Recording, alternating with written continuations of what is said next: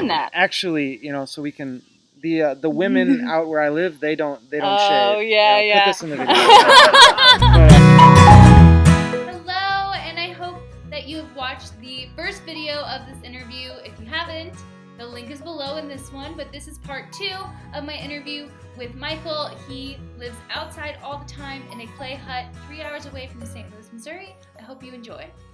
Please like and subscribe to this channel. It's okay, right? Yeah. What year did you get out to the clay hut? How long ago was this? This was happened? 2.5 years ago. So this is basically my 3rd year out here, starting more or less in May. When you're out there, you were explaining to me that there's a bunch. What am I trying to say? It's okay. Sorry, you can edit this out later.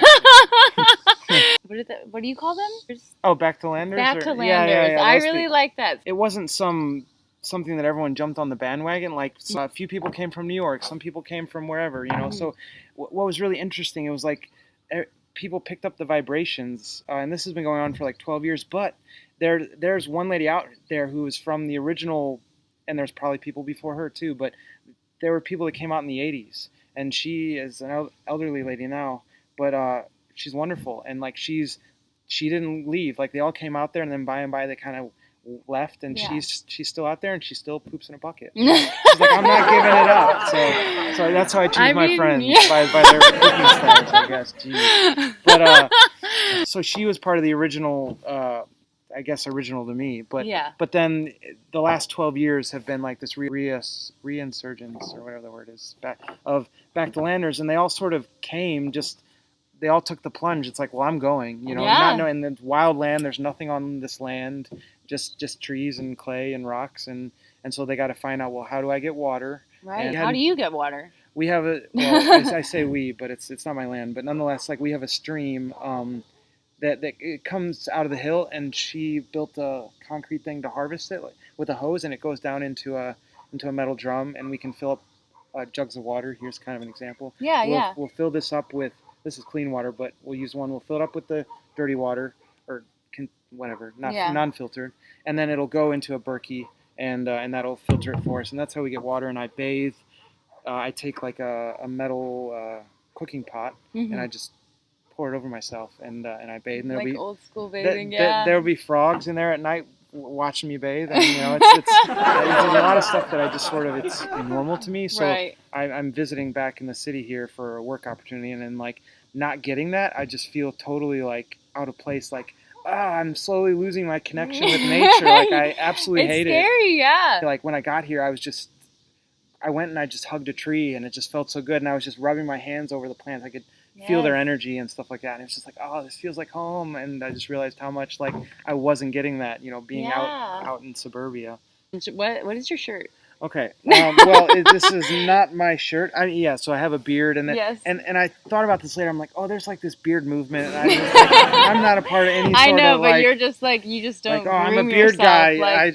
Shaving is just kind of a pain in the ass. No way, like that. Actually, so we can. The women out where I live, they don't shave. Oh yeah. Put this in the video. But, I mean, I wasn't shaving all winter when I was camping. Well, hey, that's it's pretty much like if you're living outside, I feel like hygiene is the least of your worries. It's impractical to just be sterile. There's a difference, I guess. But okay, so the shirt. Well, here we'll give a shout out to there's a person out there, Amanda, and she does get real skin food. And so she was we did this big event when we were vendors and stuff, and I sold native plants there, did real well. And she was gonna have a booth there, and she said, well, if you wear a shirt for me, then you can get some free product. And so I got this free shirt. It's kind of comfy. And so anyway, I just that's why I have a beard shirt, and I didn't have a beard at the time, actually. So I was like, well, I don't know how much I can really support your beard products, and I didn't have one. Well, and actually, when I was living in the city, my last year before moving out there, I spent a lot of time trying to look like a hippie.